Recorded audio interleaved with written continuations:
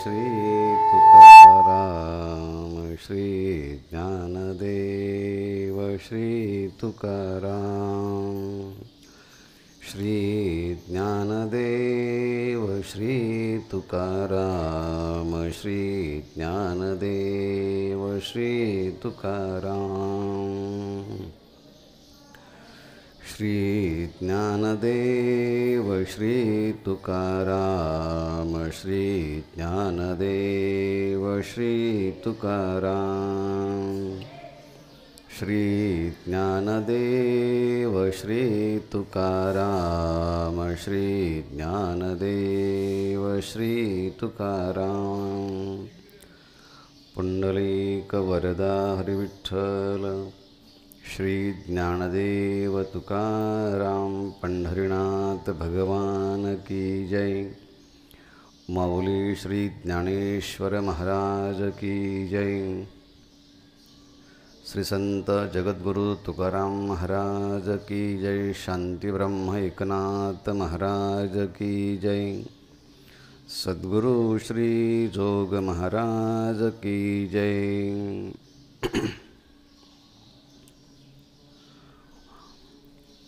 अळूमाळू सोय रातलीची धाय सत्व तेजी माये एकतत्वी ते तत्व साधन मुक्तामुक्त धन कृष्ण नाम पूर्ण तेजी माये सोकरी पाप पुण्याठाई अपा आयुष्याच्या मापा हरी धावे ज्ञानदेव गीत गातसे नित्य कृष्ण कृष्ण सत्य इतुके सार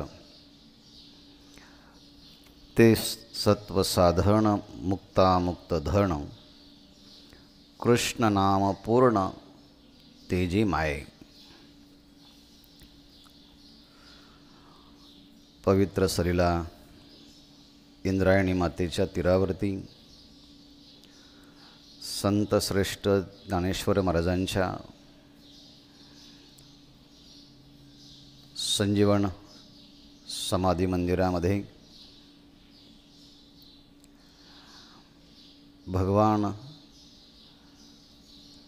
सिद्धेश्वरांच्या सन्मुख श्री ज्ञानेश्वर महाराजांची अभंग गाथा यावरती क्रमशः चिंतन करत आहोत। नामसंकीर्तन महात्म्य या प्रकरणांतर्गत अळूमाळू सोये रातलीची धाय सत्व तेजी माये एकतत्वी या अभंगाचं चिंतन करत आहोत। प्रवृत्तीनिमित्त श्री ज्ञानेश्वर महाराज संजीवन समाधी सप्तशतकोत्तर रौप्य महोत्सवी वर्ष माऊलींच्या समाधीला 725 वर्ष पूर्ण झाले आहेत। त्यानिमित्ताने ज्ञानेश्वर महाराज संस्थान कमिटीच्या द्वारे ज्ञानेश्वर महाराजांच्या समग्र वाङ्मयाचं यथार्थ चिंतन यथास्थित भाविकांना उपलब्ध व्हावं आणि ज्ञानोबा यांनी प्रतिपादन केलेल्या ह्या भक्ती सिद्धांतामध्ये सुस्नात होण्याचं सद्भाग्य ह्या निमित्तानं अबालवृद्धांना प्राप्त होतंय। हा एक संस्मरणीय असा क्षण आहे।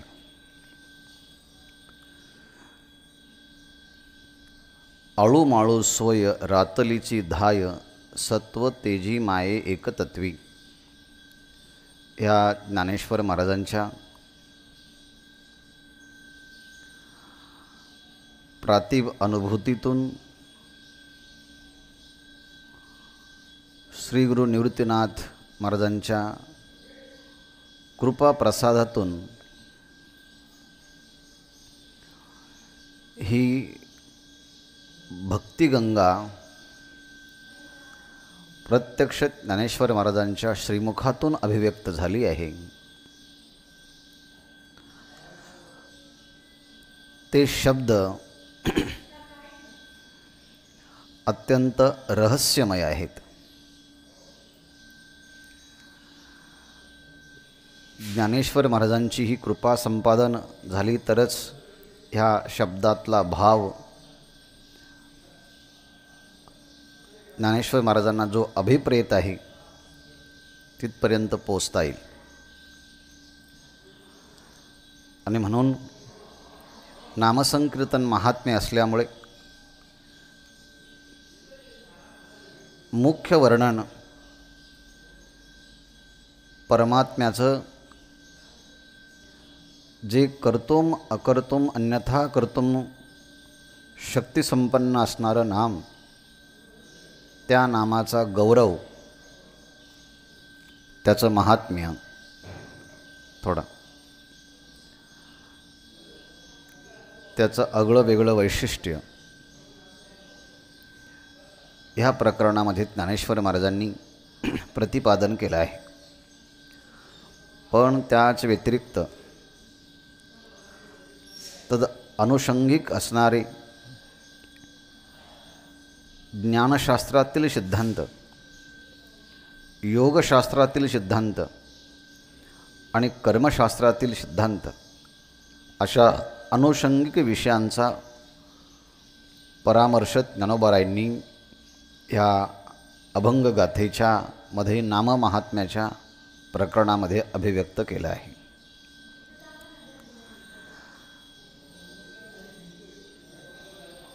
नाम साधकाला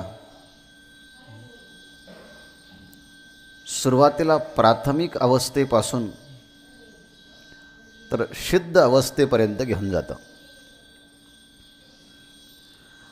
आणि ते नामच साधकाच्या जीवनातील हा आध्यात्मिक उत्क्रांतीचा प्रवास करण्यासाठी सांगाती म्हणून असतं. पण जे नाम नामधारकाला प्रथम अवस्थेपासून तर सिद्ध अवस्थेपर्यंत सांगाती स्वरूपामध्ये जे नाम आहे, ते नाम साधकाला कोणकोणत्या स्थितीमध्ये कसं कसं घेऊन जातं याचा प्रत्यक्ष अनुभव साधक जेव्हा, नामधारक जेव्हा त्या नामाची साधना करतो तेव्हा त्याला त्याचा अनुभव येतो. ही प्रक्रिया ज्ञानेश्वर महाराजांनी ह्या प्रस्तुत अभंगामध्ये सांगितली. सुरुवातीला ह्या अभंगाचा 10वा शब्दाशा भावार्थ असा: आळू माळू सोय रातलीची धाय. आळू माळू शब्दाचा अर्थ होतो थोडा थोडा, यत्किंचित. सोय शब्दाचा अर्थ होतो आवड, ही प्रीती. भगवंताच्या नामाची जी आवड आहे ती आवड सुरुवातीला थोडी थोडी असते. म्हणून आळू माळू सोय, त्या भगवान नामचिंतनाची जी सोय म्हणजे आवड जी आहे ती हळूहळू कमी स्वरूपामध्ये ती असते. परंतु ही साधना सतु दीर्घकाल नैरंतर्य सत्कार आसेवितो दृढभूमी, अशी ही नामसाधना दीर्घकाल केली, निरंतर केली आणि आदरपूर्वक केली असताना त्या कृष्ण नामाच्या ठिकाणी, भगवन नामाच्या ठिकाणी नामधारकाची रती, प्रीती ही अधिक वाढत जाते आणि तो त्या नामाच्यामध्ये रममान होतो. आणि म्हणून रातलीची, तो रत होतो, तो रममान होतो, तो त्यामध्ये अभिरुची घेतो. आणि सुरुवातीला जरी थोडी थोडी त्या भगवन नामाची आवड निर्माण झाली, नंतर त्यामध्ये तो रममान होतो, त्याची रती वाढते, त्याची प्रीती वाढते, त्याचं अनुसंधान वाढतं आणि त्या नामाच्यामुळे त्याच्या अंतःकरणामध्ये धाय म्हणजे तृप्ती याची अनुभूती येते. आणि ही तृप्ती जी आहे ही निरंकुशा तृप्ती आहे. या तृप्तीला भौतिक पदार्थाचं कोणतंही अवलंबन नाही, पण हे नाम त्याला, त्या नामधारकाला अगदी तृप्तीची अनुभूती आणून देतं. कारण नाम जसा परमात्मा सत्स्वरूप आहे, चित स्वरूप आहे आणि आनंद स्वरूप आहे, तसं परमात्म्याचं नाम हे सुद्धा सद्रूप आहे आणि चिद्रूप आहे. म्हणून सद्रूप असं म्हणताना सत्व आणि चिद्रूप असं म्हणताना तेजी. सत्व तेजी माये एकतत्वी, एकतत्वी सत्व तेजी माये. एकतत्वस्वरूप असणारं, सद्स्वरूप असणारं, चिदस्वरूप असणारं जे नाम आहे, ते नाम साधकाला भगवंताचं चिदानंद स्वरूपाच्या ठिकाणी त्याला घेऊन जातं. किंबहुना नाम आणि नामीचा अभेद असल्यामुळे, आणि हा नामनामीचा अभेद फक्त भगवंताच्या नामाच्या संबंधाने आहे. भौतिक पदार्थाचं नाव हे वेगळं आणि त्याचं नामी वेगळा, ह्यामध्ये भेद असतो. पण भगवंताचं नाम आणि तो भगवंत यांच्यामध्ये कोणताही फरक नाही. हे जे एक तथ्य आहे, हे एक वास्तव आहे. असं एकतत्वी असणारं, सत्वमय तेजोमय असणारा त्या नामाच्यामध्ये हा साधक चिंतन करता करता ते नाम त्याला भगवन स्वरूपाच्या ठिकाणी घेऊन जातं. सत्व तेजी माहे एकतत्वी, ते तत्वसाधन मुक्तामुक्त धन, कृष्ण नाम पूर्ण तेजी माये. ते तत्व जे आहेत, जे यथार्थ भगवत प्राप्तीचं साधन जे आहेत, ते भगवन नाम. त्या भगवन नामाला ज्ञानेश्वर महाराजांनी ह्या ठिकाणी धन शब्द म्हटला आहे. ते तत्वसाधन हे धन आहेत. पण हे धन कोणाचं आहे तर मुक्ताधन अर्थात जीवनमुक्त महापुरुषाचं हे नाम हे एक प्रकारचं धन आहे. पण जोपर्यंत जीवनमुक्त झालेला नाहीत, साधक अवस्थेमध्ये आहेत, तेव्हा अमुक्त असणाऱ्या अवस्थेमध्ये सुद्धा त्या साधकाला नाम हे एक प्रकारचं धन आहे. आणि असं असणारं ते मुक्ताचं धन जे एकतत्व साधन नाम आहे, ते नाम जसा भगवान श्रीकृष्ण हे परिपूर्ण आहे, तसं भगवान श्रीकृष्णाचं नामही परिपूर्ण आहे. कृष्ण नाम पूर्ण, कृष्ण नामही पूर्ण आहे आणि सच्चिदानंदमय स्वरूप असणारा जो परमात्मा तोही पूर्ण आहे.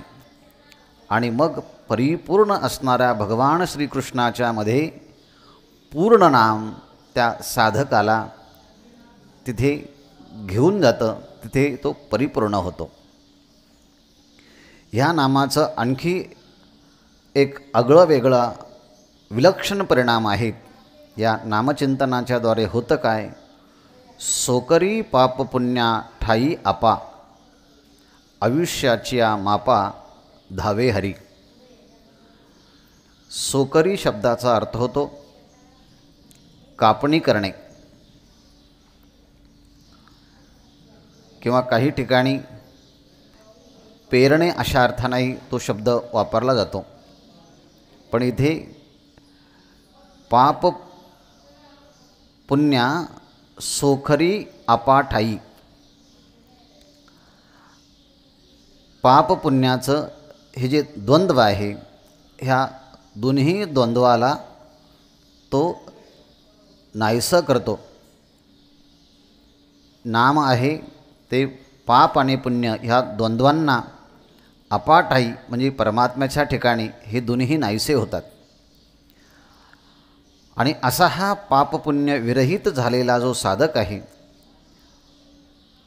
मुक्त अवस्थेमध्ये प्राप्त होतो. आणि अशा मुक्त अवस्थेमध्ये गेलेल्या त्या साधकाच्या आयुष्याची जी गणना आहे, त्याची जी व्यवस्था आहे, हे करण्याकरता आयुष्याची मापा हरी धावे. त्या नामधारकाच्या पापपुण्य विरहित झालेल्या जीवनमुक्त अवस्थेमध्ये गेलेल्या, देहाचं तादात्म्य संपलेल्या त्या नामधारकाच्या भगवत भक्ताच्या आयुष्याचं जे पुढचं आयुष्याची गणना आहे, त्याची व्यवस्था आहे, ती ऋणवैपण देखोणी अंगी, मी आपुल्याच्या उत्तीर्णत्वा लागी, भक्ताचे तनुत्यागी परिचर्या करी. ह्याप्रमाणे भगवान स्वतः त्या साधकाच्या आयुष्याची सगळी व्यवस्था करत असतो. ज्ञानेश्वर महाराज म्हणतात, ही जी अनुभूती आहे, ही अनुभूतीचं गीत मी गातो आहे. ज्ञानदेव गीत गातसे नित्य. नित्यपद हे गातसे ह्या क्रियापदालाही लागू पडतं, आणि नित्यपद हे गीत ह्या नामालाही लागू पडतं. म्हणजे ज्ञानदेव नित्य गातसे,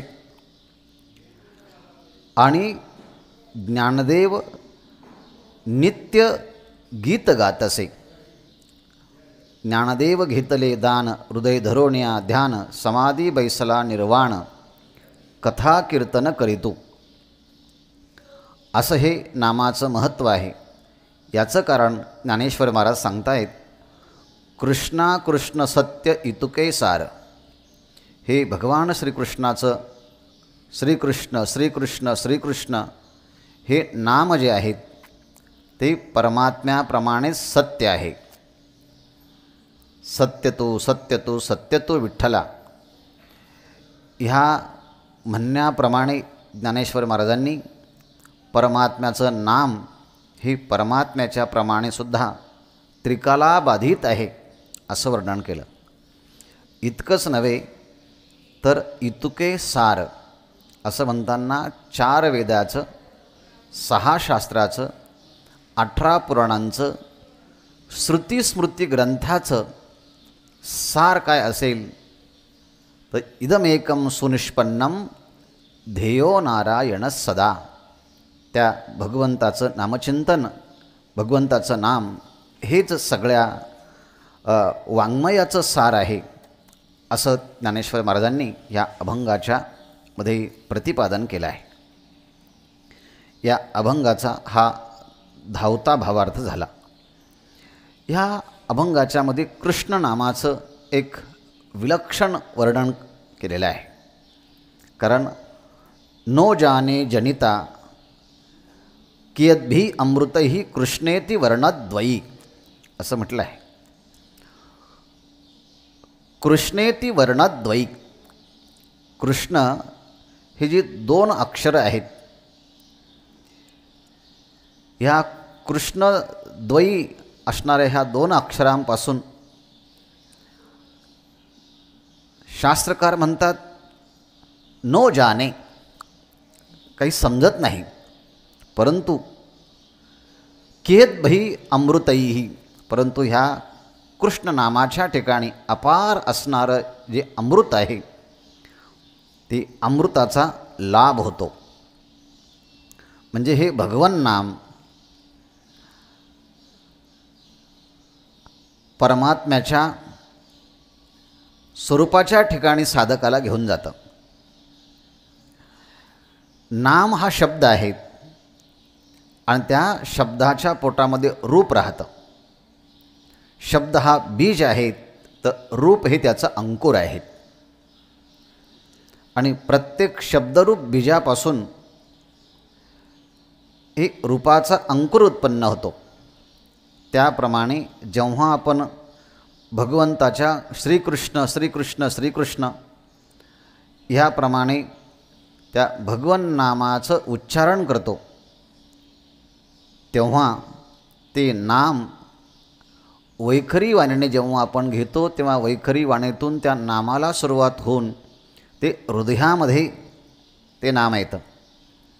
आणि हृदयामध्ये ते नाम प्रविष्ट झालं की मग ते काही केल्या त्या हृदयातून कोणत्याच पद्धतीने बाहेर निघत नाही. माझी मज झाली अनावर वाचा, छंद या नामाचा घेतलासे. असं हे परमात्म्याचं अलौकिक सामर्थ्य संपन्न असणारं नाम. ते नाम घेतल्याबरोबर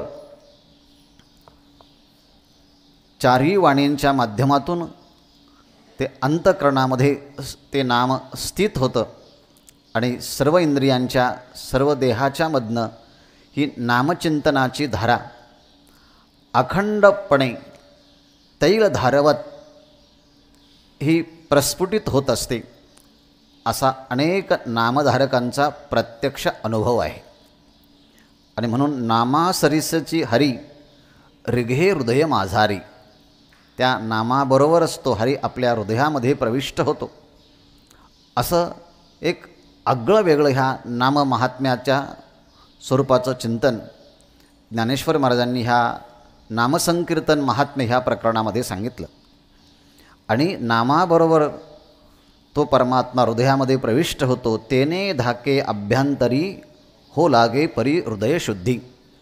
त्यामुळे अंतःकरणाची ही शुद्धी त्याने परिपूर्ण होते आणि मग जडोने ठाके जनार्दन, अंतःकरणामध्ये तो परमात्मा स्थिर स्वरूपाचा होतो. आणि एकदा की परमात्मा अंतःकरणामध्ये नामाच्या रूपाने प्रविष्ट झाला तर त्याचा परिणाम काय होतो? अहंकार सांडोणी अहमपण, सोहम सदना माझी रेगी. अंतःकरणातला अहंकार निघून जातो. चित्त विसरोणी चित्ता जडोणी ठाके भगवंता, मनाची मोडली मनोगतता संकल्प विकल्पता करू विसरे. मग आता ते मन संकल्प विकल्प हे संपवून टाकतं. नामाचं अनुसंधान संकल्प विकल्प हे नाहीसे होतात. संकल्प जाळणे निश्चेक. ज्ञानेश्वर महाराजांनी 9व्या अध्यायामध्ये भगवंताच्या नामचिंतनानं मनाच्या ठिकाणची संसाराच्या संबंधाची असणारे जे संकल्प आहे ते संकल्प निघून जातात. किंबहुना बुद्धीसुद्धा आता अनात्म्याचा निश्चय करण्याचं सोडून देते आणि भगवान स्वरूपाचा निश्चय बुद्धीच्याद्वारे होत असतो. बुद्धी निश्चयेसी कृतनिश्चयेसी बुद्धी होऊनी ठाके समाधी, ऐसे देखुनी हृदय शुद्धी तेथुनी त्रिशुद्धी न निघे हरी. त्या भगवंताचं असं असणारं एक अलौकिक सामर्थ्य अंतःकरणामध्ये त्या परमात्म्याला प्रविष्ट करतं. आणि एकदा की कृष्ण नाम एकदा वाणीमध्ये आलं तर सर्व इंद्रिय आपले कर्तृत्व विसरतात आणि त्या इंद्रियांना त्या भगवन नामाच्या व्यतिरिक्त दुसरं काही करावं असं वाटत नाही. म्हणून सर्वेंद्रियाणां कृतिम चेत प्राणसंघिनी विजयते सर्वेंद्रियाणां कृतिम. अर्थात त्या सर्व इंद्रियांच्या ठिकाणी असणारं कर्तृत्व हे संपून जातं. डोळ्यांना भगवंताच्या व्यतिरिक्त पाहावं असं वाटत नाही, कानांना भगवंताच्या नामाव्यतिरिक्त दुसरं काही ऐकावं असं वाटत नाही, हाताला भगवंताच्या व्यतिरिक्त दुसरा काही स्पर्श करू नये असं वाटतंय, जिभेला काही भगवन नामाच्या व्यतिरिक्त चाखावं असं वाटत नाही, पायांना भगवंताच्या मंदिरापर्यंत जावं एवढंच वाटतं, त्याच्या अतिरिक्त कुठे जाऊ नये असं वाटतं. ह्याप्रमाणे इंद्रियांच्या ठिकाणी असणारं संसाराच्या संबंधाचं कर्तृत्व समाप्त होऊन भगवन स्वरूपाच्या ठिकाणी त्या इंद्रियांच्या सगळ्या वृत्ती प्रवाहित होतात. आणि ही तर मागणी संतांनी देवाजवळ केली आहे. हे देवा, तेथे माझी हरी वृत्ती राहो. कुठे वृत्ती राहो? समचरण दृष्टी विटेवरी साजरी, तेथे माझे हरी वृत्ती राहो. अर्थात त्या सगळ्या इंद्रियांच्या वृत्ती त्या भगवंताच्या ठिकाणी राहाव्यात, ही तर प्रार्थना केलेली आहे. आणि अशा प्रकारची ही उत्कट स्थिती साधकाच्या जीवनामध्ये कधी येते? एकदम येत नाही. ज्ञानेश्वर महाराजांचे शब्द आहे, आळू माळू स्वय रातलीची धाय. त्या ठिकाणी आळूमाळू शब्दाचा अर्थ होतो थोडं थोडं, यत्किंचित यत्किंचित. प्रारंभिक अवस्थेमध्ये जेव्हा नदी उगम पावते तेव्हा उगमाच्या ठिकाणी नदीचा प्रवाह अगदी तो थोडा असतो. मग ती गोदावरी नदी असो किंवा अमरकंटकमध्ये आपण जर पाहिलं तर नर्मदा नदी असो, उगमाच्या ठिकाणी तिचा प्रवाह अगदी कमी असतो. त्याप्रमाणे नामधारकाची सुद्धा प्राथमिक अवस्थेमध्ये त्याची गती ही कमी असते. परंतु हळूहळू तो साधक जसजसा हा साधनामध्ये रत होत जातो त्याप्रमाणे त्याची अभिरुची वाढते. योग वासिष्ठामध्ये हे जे चित्त आहे, ज्ञानशास्त्राचा सिद्धांत त्यामध्ये प्रतिपादन करत असताना असं सांगितलं की ते चित्त भगवंताचं नामचिंतन करत असताना किंवा वेदांताच्यामध्ये श्रवण मनन ध्यासन ही भूमिका चित्ताच्या माध्यमातून होताना त्या चित्ताला एकापेक्षा एक अशा उत्क्रांत अवस्था प्राप्त होतात. त्या चित्ताच्या भूमिका आहे किंवा चित्ताच्या अवस्था आहे असं वर्णन केलं आहे. किंवा चित्ताच्या त्या स्थिती आहेत, ज्ञानाची भूमिका आहे, ज्ञानाच्या त्या सप्त अवस्था म्हणून योग वासिष्ठामध्ये त्याचं वर्णन केलं आहे. त्याला ज्ञानभूमी असं म्हटलं आहे. ज्ञानभूमी शुभेच्छाख्या प्रथमा समुदाहृता विचारणा द्वितीयांच तृतीया तनुमानसा सत्वापत्ती चतुर्थाश्चात ततो संसक्ती नामिका पदार्थभाविनी षष्टी सप्तमी तुर्यागा स्मृता. ह्याप्रमाणे ह्या 7 प्रकारच्या अवस्था सांगितल्या. शुभेच्छा, सुविचारणा, तनुमानसा, सत्वापत्ती, असंसक्ती, पदार्थभाविनी आणि तुर्यागा. ह्या चित्ताच्या एकापेक्षा एक अशा उत्क्रांत अवस्था आहेत. ह्यापैकी शुभेच्छा, सुविचारणा आणि तनुमानसा ह्या सप्तभूमिकेतल्या ह्या पहिल्या ज्या 3 अवस्था ज्या आहेत ह्या साधनरूप अवस्था मानल्या जातात. आणि सत्वापत्ती, असंसक्ती, पदार्थभाविनी ह्या ज्या पुढच्या अवस्था ज्या आहेत त्या जीवनमुक्तीच्या एकापेक्षा एक ह्या श्रेष्ठ अशा अवस्था आहेत. आणि तुर्यगा ही जी स्थिती आहे की ह्या तुर्यगा स्थितीमध्ये साधक गेल्यानंतर त्याचं स्वतः आणि परतः उत्थान होत नाही, परंतु असंसक्ती ह्या अवस्थेमध्ये स्वतः उत्थान होतं आणि पदार्थभाविनी ह्या अवस्थेमध्ये गेल्यानंतर परतः उत्थान होतं. ह्या सप्त अवस्थेंचं, ह्या ज्ञान अवस्थेंचं खूप विस्तारानं वर्णन योग वासिष्ठ ह्या ग्रंथांच्यामध्ये आपल्याला पाहायला भेटतं. योग वासिष्ठ ग्रंथ ऐकल्यानंतर एक विलक्षण विवेक वैराग्याची जागृती आपल्या अंतःकरणामध्ये उत्पन्न होते. त्याचं पहिलंच प्रकरण वैराग्य प्रकरण आहे आणि त्या वैराग्य प्रकरणाची जर आपण क्रमशः तपशीलवार चिंतन केलं तर शरीराच्या संबंधाने जिगुप्सा, मनाच्या संबंधाने जिगुप्सा, या सगळ्या सृष्टीच्या पदार्थांच्याबद्दलची जिगुप्सा अंतःकरणामध्ये वैराग्य उत्पन्न होतं, असं ह्या योग वासिष्ठ ग्रंथातल्या पहिल्या प्रकरणामध्ये आपल्याला पाहायला भेटतं. त्याच्याचमध्ये ह्या अवस्थांचा विचार केला आहे. म्हणजे वेदांतशास्त्रामध्ये ज्ञान प्रक्रियेमध्ये ह्या अवस्था जशा प्राप्त होतात तशा ह्या अवस्था भक्ती क्षेत्रामध्ये नामधारकाला ह्या अवस्था नाम त्याला प्राप्त करून देतात. अर्थात नामाच्यामुळे ह्या सातही अवस्था त्याला प्राप्त होतात. सुरुवातीला जर पाहिलं तर त्याच्या अंतःकरणामध्ये अशी इच्छा उत्पन्न होते की भगवंताचं नाम कानाने ऐकावं, कान भरोणीय ऐकेण तुझी कीर्ती. भगवंताचं नाम संकीर्तन कानाने ऐकावं, वाणीने त्या परमात्म्याचं नामसंकीर्तन करावं.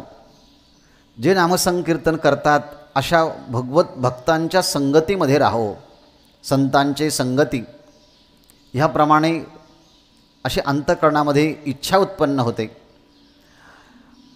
साधूंची सेवा करावी, जे भगवन नामचिंतन करतात, त्यांच्याकडनं दीक्षा प्राप्त करून घ्यावी. ह्याप्रमाणे त्या नामधारकाला सुरुवातीला त्या नामाच्या संबंधाची जी सद्भावना उत्पन्न होते, हीच ती नामधारकाच्या अंतःकरणामध्ये निर्माण झालेली पहिल्यांदा ही शुभेच्छा नावाची एक चित्ताची अवस्था आहे.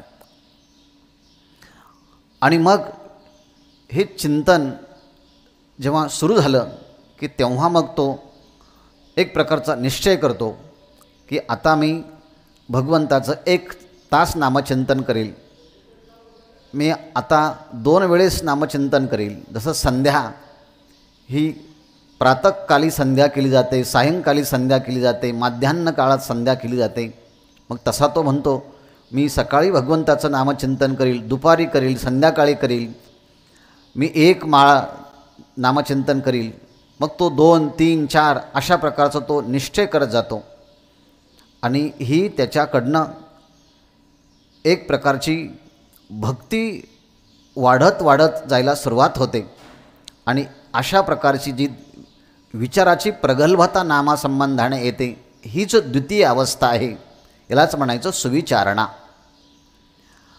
आणि मग जेव्हा हे नामचिंतन त्या साधकाच्याकडनं सातत्याने आदरपूर्वक निरंतर सत्कारपूर्वक जेव्हा केलं जातं, तेव्हा त्याच्या अंतःकरणामध्ये नामचिंतन करण्याच्या पूर्वी जी जाड्यता आलेली असते, जी जडता आलेली असते अंतःकरणाच्यामध्ये, अनंत जन्माच्यामध्ये या विषयांचा संबंध येऊन काम, क्रोध, लोभ, मद, मत्सर, दंभ, अहंकार या षडविकारांच्यामुळे अंतःकरणाच्या ठिकाणी एक प्रकारची बहिर्मुखता आलेली असते. तमोगुणाच्यामुळे एक प्रकारे अंतःकरणाच्यामध्ये जडता आलेली असते. ही जडता आणि ही बहिर्मुखता रजगुणाच्यामुळे, अर्थात रजगुणाच्यामुळे आणि तमोगुणाच्यामुळे अंतःकरण एक प्रकारचं जे दूषित झालेलं असतं, अपवित्र झालेलं असतं. पण भगवन नामचिंतनाची ही अखंड धारा जेव्हा तो आपल्या अंतःकरणामध्ये ह्या 4ही वाणींच्या माध्यमातून करतो, तेव्हा त्याला तृतीय अवस्था प्राप्त होते, तनुमानसा, तनुविस्तारणे. अर्थात त्याचं अंतःकरण जे आहे ते हलकं बनतं.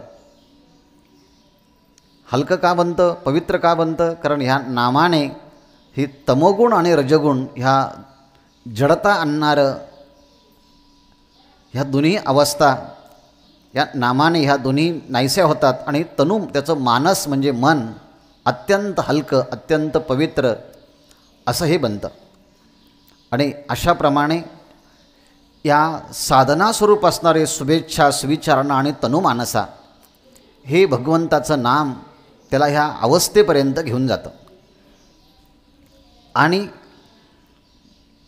तिथे गेल्यानंतर सत्वगुणाची वृद्धी होते. आणि सत्वगुणाची वृद्धी झाल्यानंतर या जगताच्या संबंधानं त्याला यथार्थ स्वरूप कळतं. आणि ह्या जगताला असणारा कारण जो परमात्मा त्याचंही स्वरूप कळतं. आणि हे संपूर्ण विश्व जेथोनी चराचर, हे चर आणि आचर हे संपूर्ण सृष्टी ज्या परमात्म्यापासून निर्माण झाली, असा जो परमात्मा आहे त्या परमात्म्याचा मी अंश आहे. तसं भगवंताने सांगितलं ममैव अंशो जीवलोके. आणि असं करता करता जसं भगवंताचं स्वरूप आहे तसंच माझं स्वरूप आहे. आणि म्हणून ह्या जगताचं मिथ्यात्व आणि परमात्म्याच्या संबंधाची सत्यता आणि तो परमात्मा मीच आहे ह्याप्रमाणे जी वास्तवता अनुभूतीला येते नामचिंतनाने, हीच एक प्रकारची सत्वापत्ती आहे. आणि ही सत्वापत्ती अवस्था प्राप्त झाल्यानंतर हळूहळू मीच ब्रह्म आहे, विषयी विसर पडला निशेष, अंगी ब्रह्मरस ठसावला, अशी अवस्था त्याच्या चित्ताची प्राप्त होते. आणि अशी अवस्था प्राप्त झाल्यानंतर मग पुढे त्याला ह्या प्रपंचाच्या विषयी आता कोणत्याच प्रकारची आसक्ती राहत नाही. आणि म्हणून पुढची अवस्था आहे असंसक्ती. सक्ती म्हणजे आसक्ती, चिटका. ह्या भौतिक पदार्थाच्या बद्दल अंतःकरणामध्ये जी सुखबुद्धी असते की हे भौतिक जगातले पदार्थ मला आनंदी करतील, सुखी करतील, त्यांच्यामध्ये सुख आहे, अशी जी सुप्त रूपाने सुखबुद्धी असते, ही सुखबुद्धी परमात्म्याच्या नामचिंतनाने नाहीशी होते. आणि आता तो पूर्णपणे अनासक्त बनतो. या जगातल्या पदार्थांच्याबद्दल तो पूर्णपणे अनासक्त होतो. आणि हीच जी आहे अवस्था, ही असंसक्ती नावाची अवस्था आहे. आणि पुढे पदार्थ भाविनी. या पदार्थ भाविनीमध्ये भगवंताचं नामचिंतन करता करता त्याला देहाचाही विसर पडतो, त्याला जगाचाही विसर पडतो. आणि देहासहित जगाचा विसर पडल्यानंतर तो भगवंताशी पूर्णपणे एकरूप होतो. हीच आहे पदार्थ भाविनी. आणि नामचिंतन करता करता नामधारक त्याचं मन राहत नाही, त्याचं मन उन्मन होतं, त्याचं मन भगवंत स्वरूप होतं. आणि भगवंत स्वरूप झाल्यानंतर ही जी अवस्था आहे ही समाधी अवस्था म्हणा किंवा तुर्यगा अवस्था म्हणा. या तुर्यगा या उन्मनी अवस्थेमध्ये हे भगवंताचं नाम त्या साधकाला घेऊन जातं. अशा प्रकारचा जो चित्ताचा विशेष प्रकारचा जो क्रम आहे त्या क्रमाचं चिंतन ज्ञानेश्वर महाराज हळूहळू सोय, हळूहळू ह्या शब्दाने तो साधक शुभेच्छा, सुविचारणा, तनुमानसा, सत्वापत्ती, असंसक्ती, पदार्थ भाविनी आणि तुर्यगा, ते नाम त्याला शुभेच्छा ह्या प्रथम अवस्थेपासून तो तुर्यगा अवस्थेपर्यंत घेऊन जातं. हे कधी होतं तर नामाची आवड लागल्यानंतर. म्हणून अळूमाळू सोय, सुरुवातीला हळूहळू त्या नामाची आवड लागते. आणि मग तो त्या गोविंद गोविंद मना लागली या छंद, मग गोविंद ते काया भेद नाही देवातया. मग नामाची त्याला एक प्रकारची रुची लागते. जिव्हे गोडतेनं अक्षरांचा रस, अमृत जयास फिके पुढे. ज्याला भगवन नामाच्या पुढे अमृत देखील फिकं वाटावं लागतं. नाम घेतल्यानंतर विलक्षण परिणाम होईल तर होईलच, पण नामाचं हे जे संकीर्तन महात्म्य आहे ते संकीर्तन महात्म्य जरी मन लावून एकाग्रतेने ऐकलं तरी अंतःकरणामध्ये त्या नामाच्या विषयी एक प्रकारचा आदर उत्पन्न होतो. आणि अंतःकरणामध्ये तशा प्रकारची सद्भावना उत्पन्न होऊन ते नामचिंतन माझ्याकडनं व्हावं अशी आतून जिज्ञासा निर्माण होते. ह्याप्रमाणे तो त्या नामात रमतो, रातलीची तो त्यामध्ये रममाण होतो, एकरूप होतो, त्यात आवड उत्पन्न होते. आणि असं करता करता त्या नामाने तो तृप्त होतो. आळूमाळू सोय रातलीची धाय. धाय शब्दाचा अर्थ तो तृप्त होतो, समाधानी होतो. पण हे समाधान जे आहे ते निरंकुश समाधान आहे. त्याला निरंकुशा तृप्ती असं म्हणतात. या निरंकुशा तृप्तीमध्ये ते नाम त्याला घेऊन जातं. कारण नाम हे एक प्रकारचं वास्तव आहे, तथ्य आहे. म्हणून एकतत्वी सत्व तेजी माये. ते नाम त्याला सत्स्वरूप असणारा जो परमात्मा, चित्स्वरूप जो परमात्मा, की ज्या परमात्म्याच्या तेजाने आकाशामध्ये असणारे चंद्र सूर्य आदी ग्रह हे प्रकाशित होतात.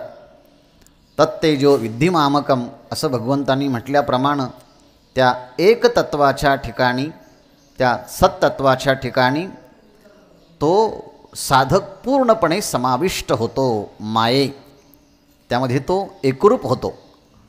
याप्रमाणे सत्व तेजी एकतत्वी सत्व तेजी माये असं एकतत्व स्वरूप असणारा जो परमात्मा, सत्वगुण तेजोमयी असणारा तो परमात्मा, त्या ठिकाणी साधक परिपूर्ण तो प्राप्त होतो. मग असं जे नाम हे एक प्रकारचं धन आहे. कारण परमार्थ हे महाधन, जोडी देवाचे चरण. नामाला धन म्हटलं आहे आणि धनाने मनुष्य श्रीमंत होतो. तसं हे नामधन प्राप्त झालं की त्या नामधनाच्यामुळे साधकाला या चित्ताच्या सप्त अवस्था प्राप्त होतात आणि या धनानेच तो भगवंत स्वरूपाला प्राप्त होतो. आणि म्हणून हे धन मुक्ताचंही आहे आणि हे धन मुक्त न झाल्याचंही आहे. म्हणजे जो मुक्त झाला नाही असा जो जिज्ञासू आहे, असा जो साधक आहे, असा प्राथमिक अवस्थेतला साधक, त्याच्याकरता हे साधनस्वरूप हे नाम आहेत. आणि म्हणून हे नाम सुरुवातीला घ्यावं ह्याकरता हरिपाठामध्ये पुन्हा पुन्हा आग्रह घेतला आहे ज्ञानेश्वर महाराजांनी. हरिमुखे म्हणा, हरिमुखे म्हणा. याने पुण्य प्राप्त होईल की त्या पुण्याची गणना कोणालाही करता येणार नाही. चारी मुक्तीचा लाभ प्राप्त होईल. तेणे मुक्ती चारी साधी आल्या, तो प्राप्त करून घेतो. आणि ज्ञानेश्वर महाराज म्हणतात मी त्या प्राप्त करून घेतल्या. असं जे साधन आहेत ते अमुक्ता धन, जे मुक्त झालेले नाहीत पण मुक्त होण्याची इच्छा आहे, अशांच्यासाठी ते नाम साधन स्वरूपामध्ये आहे. म्हणजे ते नामतत्व साधन अमुक्ता धन. आणि अमुक्तालाही नाम हे धन आहे. पण एकदा की या नामाच्यामुळे अंतःकरणामध्ये असणारे सर्व विकार निघून जाऊन अंतःकरण निर्विकार बनतं. अंतःकरणाच्या ठिकाणी म्हणजे मनाच्या ठिकाणी विवेक वैराग्य उत्पन्न होतं. आणि विवेक वैराग्य उत्पन्न होऊन देहाची पूर्णपणे आसक्ती ही निघून जाते. आणि अनासक्त देहाच्या संबंधाने झालेला हा नामधारक तो भगवंत तसा सच्चिदानंद स्वरूप आहे तशी अनुभूती येते. अर्थात हा जीवनमुक्त अवस्थेमध्ये जातो. आणि हा जीवनमुक्त अवस्थेमध्ये गेल्यानंतरही त्या जीवनमुक्ताला कोणतं साधन असेल तर भगवंताचं नामच आहे. म्हणून ज्ञानेश्वर महाराज समाधीमध्ये असताना काय करत असतील तर ज्ञानदेव घेतले दान, हृदयी धरोणिया ध्यान, समाधी बैसला निर्वाण, कथा कीर्तन करीतू. अर्थात या संजीवन समाधीमध्ये ज्ञानेश्वर महाराज भगवंताच्या या नामचिंतनाचीच अखंडपणे साधना करतात. म्हणजे भगवंताचं नाम हे मुक्त महापुरुषांचंही धन आहेत. पण ही मुक्त अवस्था अजून प्राप्त झालेली नाही अशा प्राथमिक अवस्थेमध्ये असणाऱ्या साधकासाठी सुद्धा हे अमुक्ताचंही धन आहे. ह्याप्रमाणे हे कृष्ण नाम पूर्ण तेजी माये. अर्थात पूर्ण हा परमात्माही आहे आणि पूर्ण हे भगवंताचं नामही आहे. एक कार्यार्थमागत्ये कोटी कार्य चकारः. परमात्म्याच्या अवतार मीमांसेमध्ये वेगवेगळे अवताराच्या कक्षा सांगितल्या आहेत. त्या कक्षेमध्ये रामकृष्ण अवतारांची भूमिका सांगत असताना पूर्ण अवतार रामकृष्ण, अर्थात ज्या ठिकाणी सर्व कलांनी जो परिपूर्ण अवतार आहे तो भगवान श्रीकृष्ण यांचा अवतार आहे. परिपूर्णतम साक्षात श्रीकृष्णो नान्य एवही.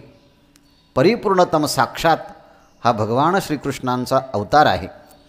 म्हणून कृष्ण अवतार जसा परिपूर्ण आहे तसं भगवान श्रीकृष्णाचं नामही परिपूर्ण आहे. कृष्ण पूर्ण, कृष्ण नाम पूर्ण.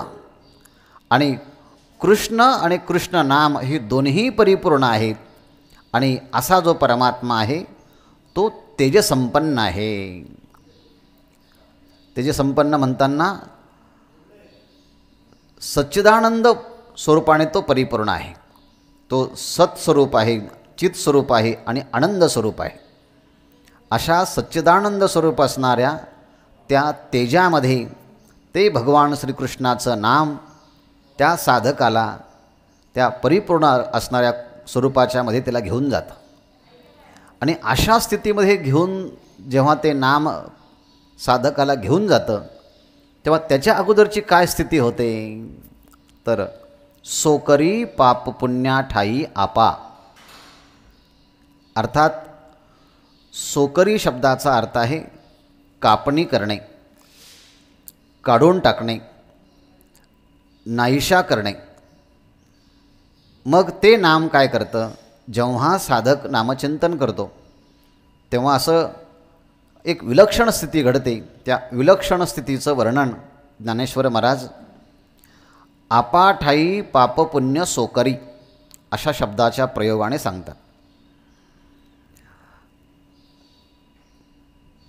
काही पापात्मक पाप असतं, काही पुण्यात्मक पाप असतं आणि काही शुद्ध पुण्य असतं. पापात्मक पाप जे आहेत ते नरकाकडे घेऊन जातं. पुण्यात्मक पाप जे आहेत ते स्वर्गाकडे घेऊन जातं. पण ज्ञानेश्वरीमध्ये ज्ञानेश्वर महाराज म्हणतात, भगवंताची भूमिका मांडत असताना, माते जेने पाविजे ते शुद्ध पुण्य. माझ्या स्वरूपाला साधकाला प्राप्त करून देतं ते जे पुण्य आहे ते शुद्ध पुण्य आहे.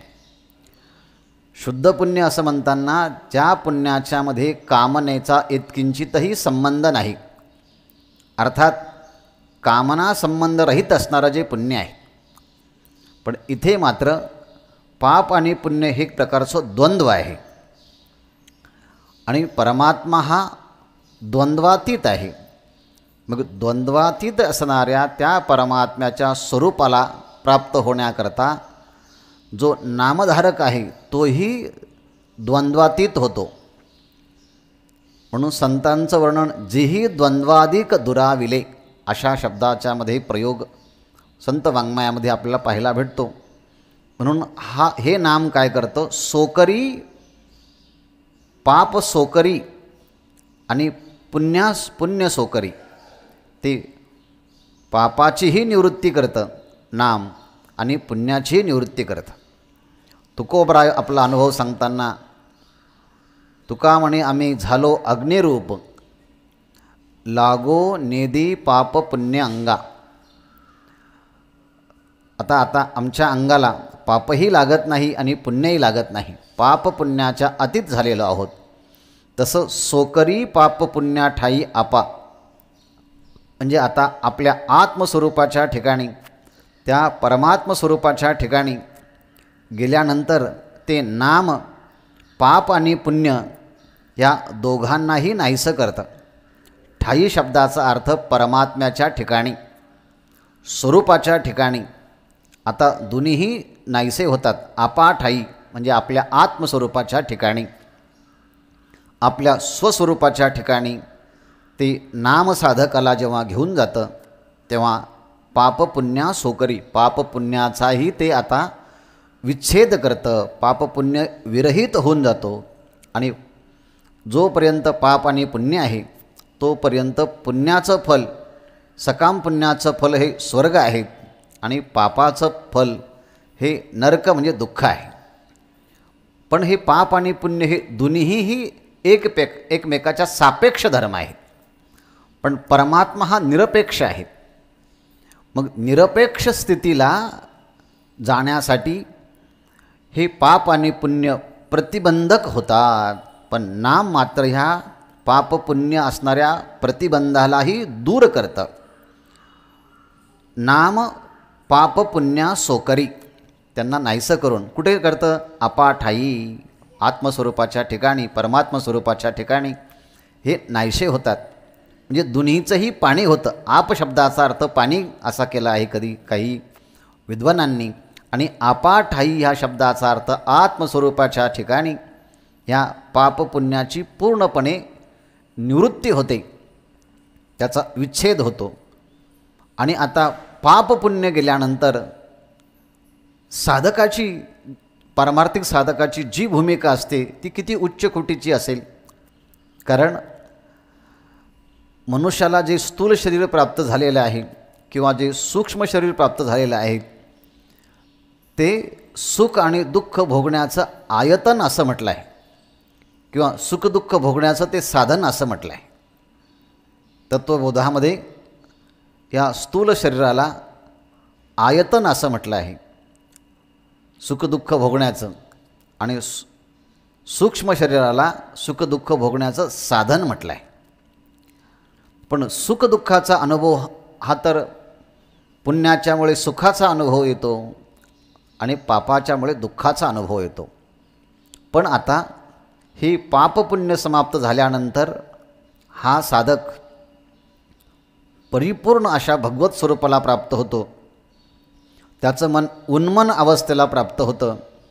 त्याच्या सर्व शरीरातून भगवंताच्या नामचिंतनाचा ध्वनी हा उमटू लागतो. किंबहुना भगवन नामचिंतन आता अनाहत नाद ह्या स्वरूपामध्ये होऊ लागतं. मग तो स्वतःला दिवस आहे का रात्र आहे, सकाळ आहे का दुपार आहे, भूक लागली आहे का तहान लागली आहे,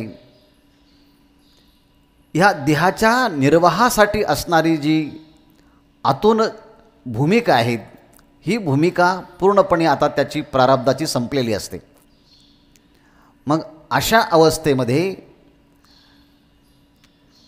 अशा भगवत भक्ताच्या आयुष्याचा निर्वाह कोण करतो? आयुष्याच्या मापा हरी धावे, ज्ञानोबरांची शब्द आहे. आयुष्याच्या मापा, पापपुण्य विरहित झालेल्या अवस्थेमध्ये त्या साधक हा जगतोय. ही जीवनमुक्त अवस्था आहे. आणि ही भगवत भक्ताची जीवनमुक्त अवस्थेची जी गणना आहे, याचं जे मोजमाप आहे, याची जी व्यवस्था आहे ते कोण करतं? हरी धावे, अर्थात परमात्मा स्वतः त्या आयुष्याची निर्वाहाची भूमिका परमात्मा पार पाडतात. आयुष्याची मापा हरी धावे. याच्या अगोदर प्रारब्धम पुष्यती वपुः असं भगवत पूज्यपाद आचार्य श्री शंकराचार्य यांनी देहाच्या संबंधाने म्हटलं आहे. प्रारब्ध हे शरीराला पुष्ट करत आहे. पण आता हा भगवत भक्त एवढा भगवन शरणापन्न झालेला आहे, देहाचं पापही आणि पुण्यही समाप्त झालं. पूर्णपणे आता तो भगवंताला शरण गेलेला आहे. संकल्पही भगवंताच्या संबंधानंच, आत्मनिवेदनही भगवंताच्या संबंधानंच हे सगळं झाल्यामुळे आता तो स्वतःचा राहिला नाही. त्याचं मन उन्मन झालं. बुद्धीने परमात्म्याच्याच स्वरूपाचा निश्चय केला. बुद्धिनिश्चय आत्मज्ञान, ब्रह्मरूपी भावी आपणा आपण, ब्रह्मनिष्ठा राखे पूर्ण तत्परायण अहर्निशी.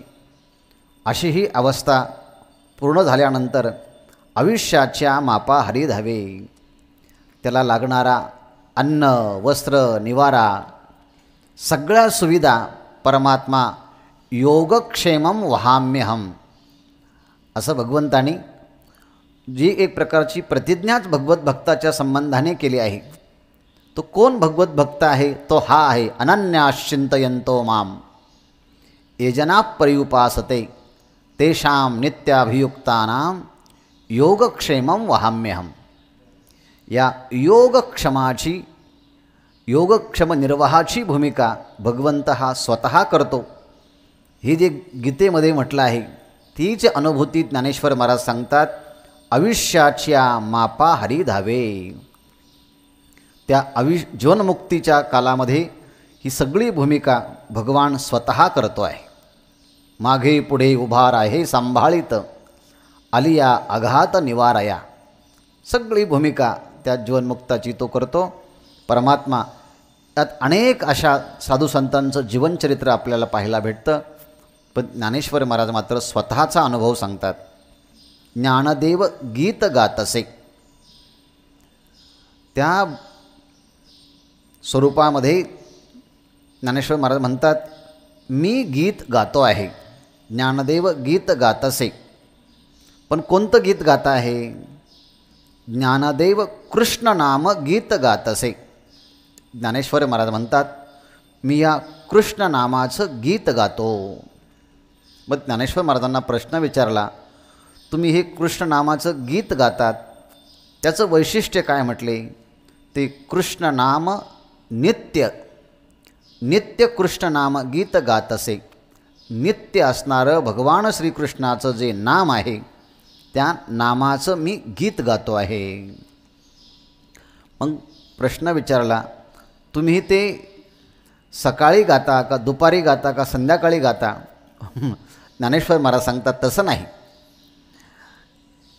कृष्ण नाम गीत नित्य गातसे. म्हणजे नित्य हे क्रियापद, गातसे नित्य हे पद गातसे ह्या क्रियापदाला लागू आहे. नित्य गातसे. आणि नित्य हे पद गीताला पण लागू करायचं. नित्य गीत आणि नित्य गातसे. कृष्ण नाम हे नित्य आहे आणि त्या कृष्ण नामाचं गाणंही गायनही मी नित्य करतो आहे. याप्रमाणे ज्ञानदेव कृष्ण नाम गीत गातसे आणि ज्ञानदेव कृष्ण नाम गीत नित्य गातसे, ही भूमिका आहे. मग नित्य हे दोन्हीकडे जर लावल्यानंतर कृष्ण हे नाम नित्य आहे आणि त्याचं गीत तुम्ही नित्य गाता आहेत, असं त्या कृष्ण नामामध्ये आहे तरी काय? तर ज्ञानेश्वर महाराज सांगतात, कृष्ण नाम हे सत्य आहे. तसं सत्यतू सत्यतू सत्यतू विठ्ठला, याप्रमाणे हा भगवान श्रीकृष्ण माझं सार सर्वस्व आहे. कृष्ण माझी माता, कृष्ण माझा पिता, बहीण बंधू चुलता कृष्ण माझा, सगळं काही त्वमेव सर्वं ममदेव देव. हे कृष्ण सगळं हे माझं आहे. मी म्हणतो म्हणून नाही, तर सर्व शास्त्रांनी सुद्धा हे सार रूपाने सांगितलं आहे. चहुवेदी जाण साही शास्त्री कारण, 18ही पुराणे हर्षी गाती, अलोड्य सर्व शास्त्राणी विचार्य च पुनः पुनः. सुनिष्पन्नम असं असणारं हे भगवन नाम आहे, म्हणून त्या नामाचंच मी नित्य चिंतन करतो. सुनिष्पन्नम ध्येयो नारायण सदा, इदमेकम सुनिष्पन्नम ध्येयो नारायण सदा. हे सगळ्या शास्त्रांनी सुनिष्पन्न केलेलं भगवन नामचिंतन आहे, मी ते करतो. आणि म्हणून कृष्ण नाम इतुके इतुके सार. इतुके म्हणताना एवढंच सार आहे. एवढंच आहे म्हणजे सर्व संतांनी आणि सर्व शास्त्रांनी भगवंताचं नाम फक्त सार आहे हे सांगण्याकरता ज्ञानेश्वर महाराजांचा शब्द आहे इतुके सार, म्हणजे एवढंच सार आहे. आणि इतुके सत्य हे एवढंच सत्य आहे. म्हणजे इतुके हे पद आपण सार ह्या ठिकाणी ह्या पदाला पण लावू शकतो आणि इतुके पद हे सत्याला पण लावू शकतो. म्हणजे कृष्ण कृष्ण इतुके सार आणि कृष्ण कृष्ण इतुके सत्य.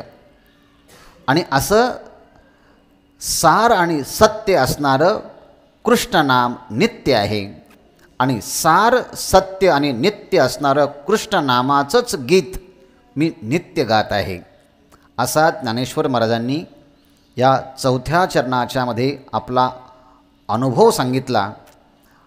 आणि ह्या अनुभूतीमध्ये ज्ञानेश्वर महाराज आहे तीच अनुभूती क्रमाक्रमाने त्या नामचिंतनाच्या विषयीची प्रीती आपल्या अंतःकरणामध्ये निर्माण व्हावी आणि ते नाम आपल्याला भगवत स्वरूपामध्ये घेऊन जाईल आणि जीवन मुक्तीच्या स्थितीमध्ये पापपुण्य विरहित स्थिती प्राप्त होऊन भगवंतांनी आपल्या आयुष्याचा योगक्षमाचा निर्वाह करावा. याकरता काया वाचा मनानं माऊलींच्या ह्या अक्षरांना आणि माऊलींच्या ह्या समाधीची नतमस्तक होऊया आणि आपली वाणी या भगवत स्वरूपाच्या ठिकाणी विरमूया. पुंडलीक वरदा हरिविठ्ठल श्री ज्ञानदेव तुकाराम माऊली ज्ञानेश्वर महाराज की जय. विठ्ठल विठ्ठल विठ्ठल विठ्ठल विठ्ठल. पुंडलीक वरदा हरिविठ्ठल श्री ज्ञानदेव तुकाराम माऊली ज्ञानेश्वर महाराज की जय.